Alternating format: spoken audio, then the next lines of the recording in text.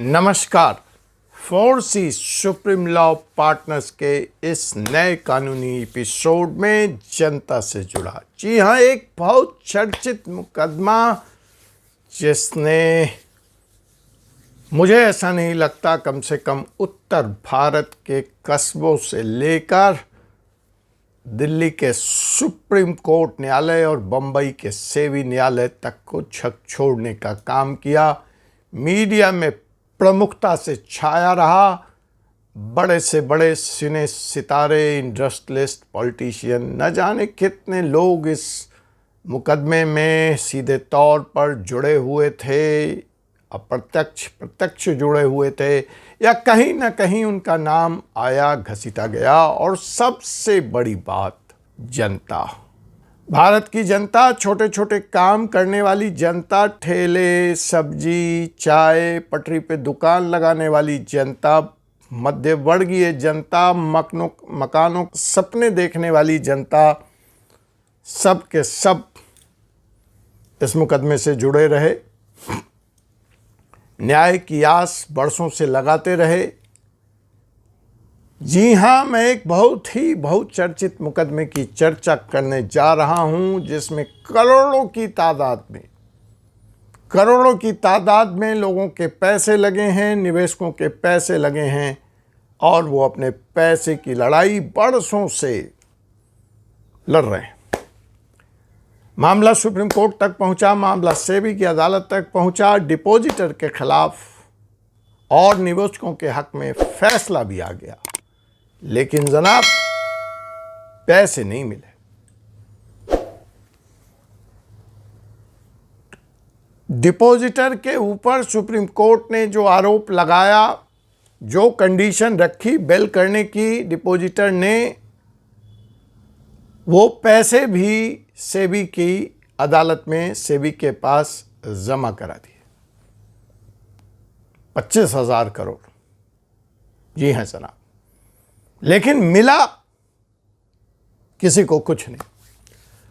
अब जो यह अधिकारी वर्ग का रवैया है, कानून कानून कानून, और कानून को आधार बनाकर जनता को न्याय न देना, ऐसा अक्सर अव्यावहारिक अप्रोच अधिकारी वर्ग के साथ भिन्न भिन्न मसलों में देखा जाता है, देखा गया है। ऐसा लगता है कई बार तो कि यह जो ब्यूरोक्रेसी है भारत की, वह बेमानी हो चुकी है। ये अंग्रेज़ों ने बनाई थी, अपनों लिए बनाई थी, वो चले गए, 70 साल हो गए। मानसिक स्थिति में, मानसिक जो ब्यूरोक्रेट्स है, उसमें कोई परिवर्तन नहीं।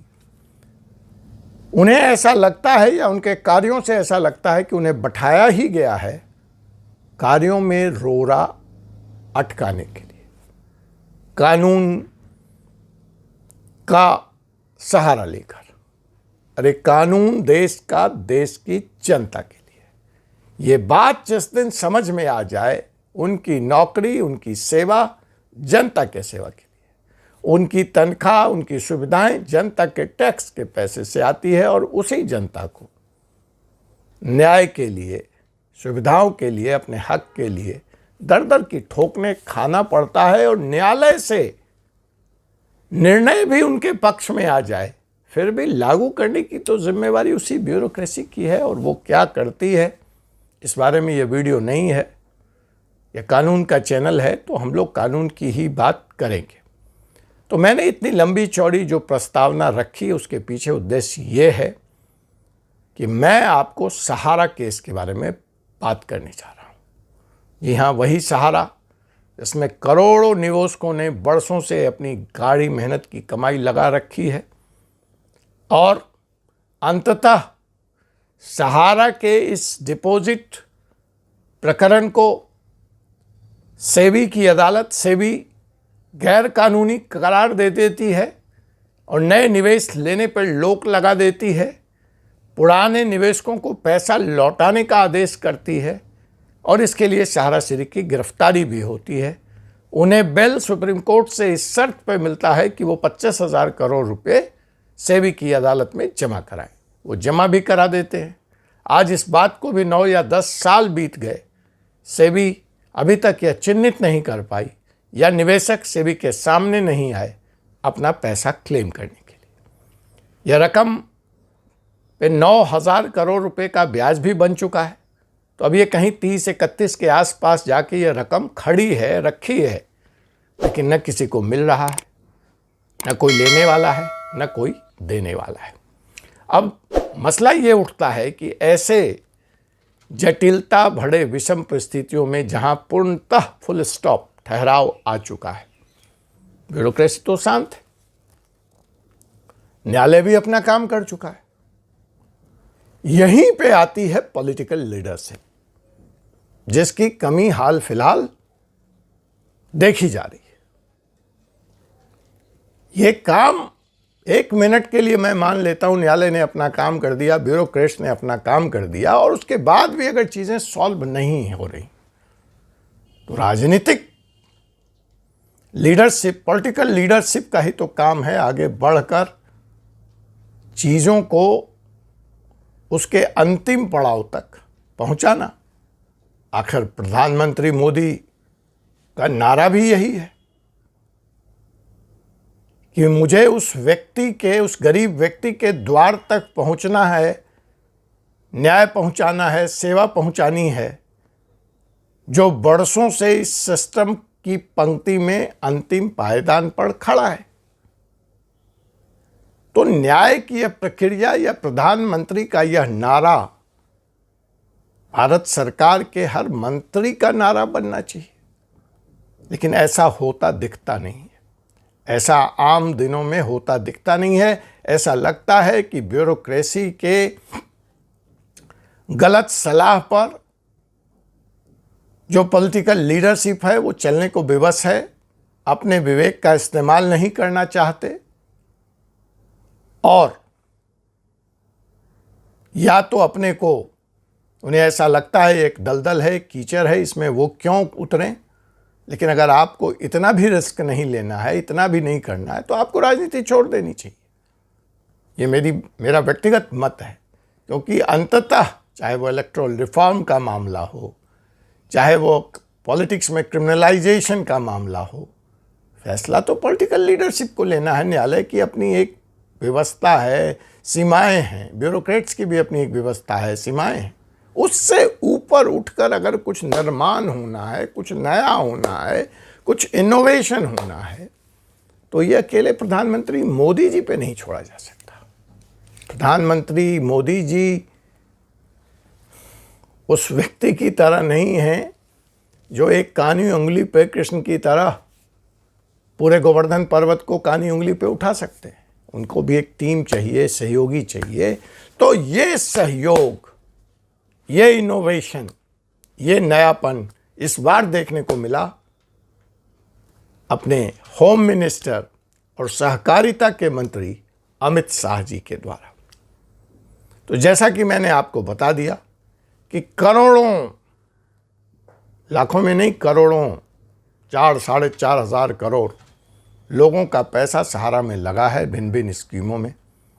लंबी न्यायिक प्रक्रिया चली, लड़ाई चली, सुप्रीम कोर्ट ने भी निवेशकों के हक में फैसला दे दिया। सहारा ने भी सुप्रीम कोर्ट के निर्देशानुसार 25,000 करोड़ रुपए जमा करा दिए, लेकिन निवेशकों को उनका पैसा नहीं मिला। यह स्थिति थी। मुझे नहीं मालूम निवेशक पहुंचे, खुद से अमित शाह जी ने संज्ञान लिया, क्या हुआ, मीडिया के द्वारा बात उन तक पहुंचाई गई, लेकिन उन्होंने एक अभूतपूर्व फैसला लिया, एक लीक से हटकर फैसला लिया, एक हिम्मत की जिसकी दरकरार हर मंत्रालय में, जिसकी दरकरार देश के हर कोने में है। हर उस जिम्मेदार मंत्री से यह अपेक्षा रखी जाती है कि उसको ब्यूरोक्रेसी के उलझाए हुए जाल में नहीं उलझना है, उसको उससे बाहर निकल करके कार्रवाई करनी है, अपनी समझ, अपनी विवेक से कार्रवाई करनी है, बिना डरे हुए। जरूरत पड़े तो वो जरूर प्रधानमंत्री और अपने सीनियर मंत्रियों को विश्वास मिले, लेकिन बगुले की तरह बालू में सर ढक लेना, डक करना, या पॉलिटिकल लीडरशिप से कम मोदी सरकार में तो अपेक्षा नहीं की जा सकती। तो खैर, आइए अमित शाह जी ने क्या काम किया। जब अमित शाह जी तक यह मामला पहुंचाया गया, उनके संज्ञान में लाया गया, तो अमित शाह जी ने यह कहा कि यह तो अन्याय है। कानूनी प्रक्रिया, सहारा ने गलती की नहीं की, उसके जो भी क्रिमिनल बनता है नहीं बनता है वो कोर्ट देखेगा। लेकिन यह जो पैसा, जो जनता का पैसा है, जो किसी के काम नहीं आ रहा है, न निवेशक को मिल रहा है, न सहारा जैसे लोगों ने जो इस पैसे को लिया, जो कोई उद्यम खड़ा करते, सही या गलत, वो पैसा मल्टीप्लाई होता, लोगों को रोजगार मिलता, मिल ही रहा था। सहारा रियल एस्टेट में कितने लोग एम्प्लॉयड थे, सहारा कोऑपरेटिव में कितने लोग एम्प्लॉयड थे, सहारा मीडिया में कितने लोग थे, तो कितनी बड़ी नौकरी, बेरोजगारी की समस्या से भी, सही या गलत पे मैं नहीं जा रहा हूं। लेकिन वो जो धन है जिसका उपयोग भारत की इकोनॉमी को बढ़ावा देने के लिए किया जाता, वो कहीं स्थिर एक कोने में पड़ा हुआ है। ना वो जिसका है उसको मिल रहा है, न जिसने लिया उसके पास है। जिसके पास है उसको कोई अधिकार नहीं है उस फंड के उपयोग करने का। तो वो बैंक के पास कुछ 9-10% का ब्याज, 8% के ब्याज पर बढ़ते बढ़ते इन 8-9 सालों में 25 से 31 हज़ार करोड़ हो गया। लेकिन धन की यह दुरुपयोगिता ही है। अगर धन का उचित तरीके से उसको बढ़ाने के लिए, रोजगार सृजन के लिए, इकोनॉमी में बढ़ोतरी के लिए अगर काम नहीं होता है, तो उस धन को धन कहना एक तरह का नुकसान ही है।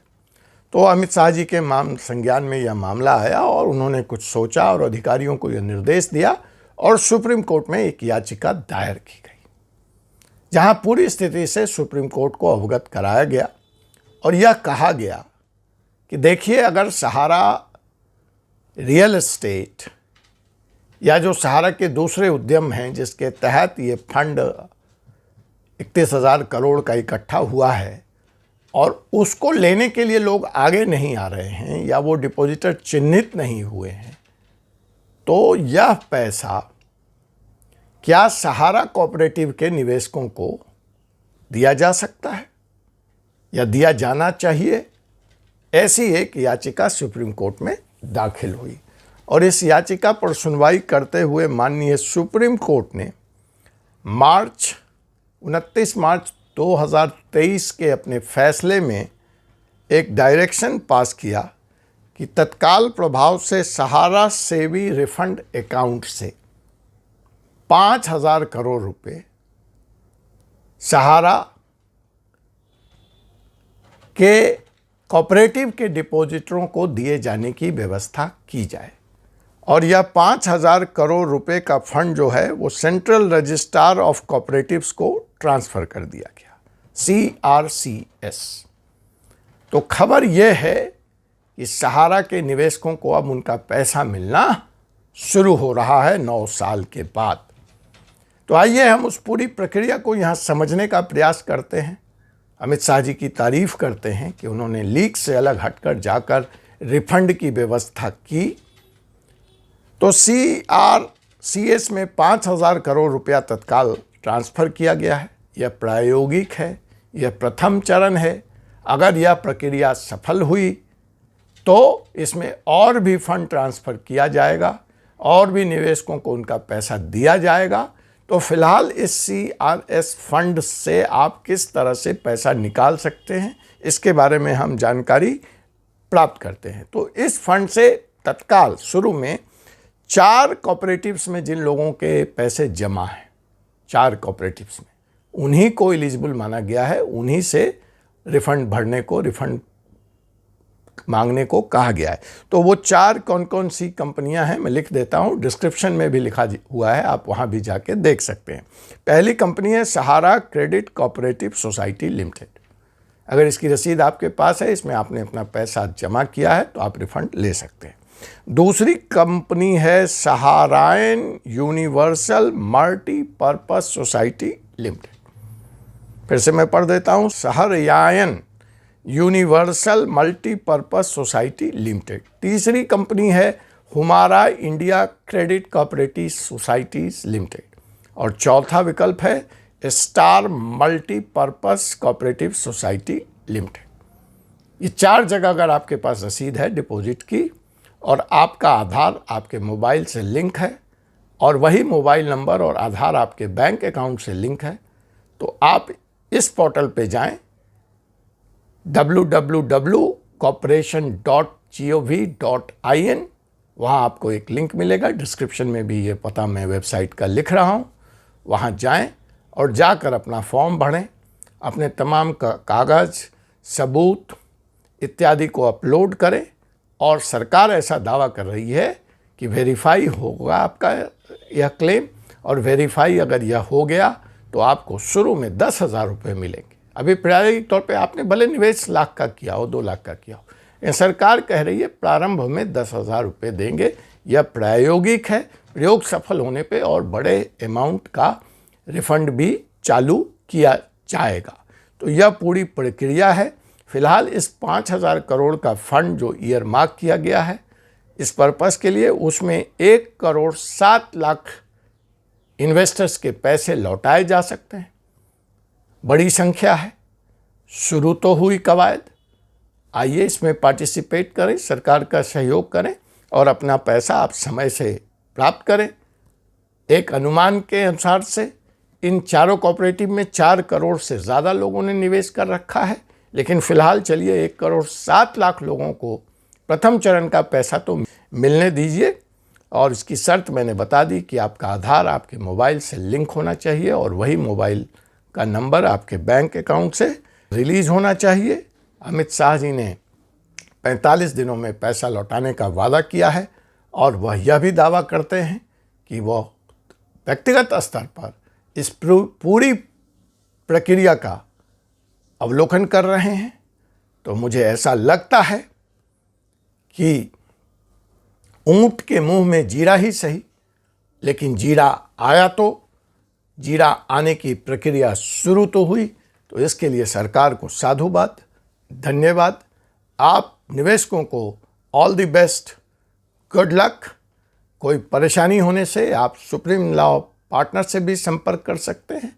हम आपकी जिज्ञासाओं का, प्रश्नों का जवाब देने का प्रयास करेंगे। अगर आपने अब तक हमारे चैनल को सब्सक्राइब नहीं किया है तो एक बार सब्सक्राइब कर लें। कुछ आर्थिक सहयोग देकर डिस्क्रिप्शन में पेटीएम नंबर दिया हुआ है, आप वह भी कर सकते हैं। यूट्यूब की जो सुविधा है super thanks, comment, special comments, वहाँ भी जाकर आप यूट्यूब के माध्यम से भी चैनल को थोड़ा आर्थिक सहयोग कर सकते हैं ताकि यह प्रक्रिया जारी रहे, इसको और बेहतर बनाया जा सके। बेल आइकन बटन को दबाना न भूलिए और यह वीडियो खास करके उन लोगों तक पहुंचाना न भूलिए जिनको इसकी ज़रूरत है। आपसे पुनः मुलाकात होगी एक ऐसे ही एपिसोड में एक और कानूनी मसले के साथ। सत्यमेव जयते। जय भारत, जय हिंदुस्तान, जय संविधान।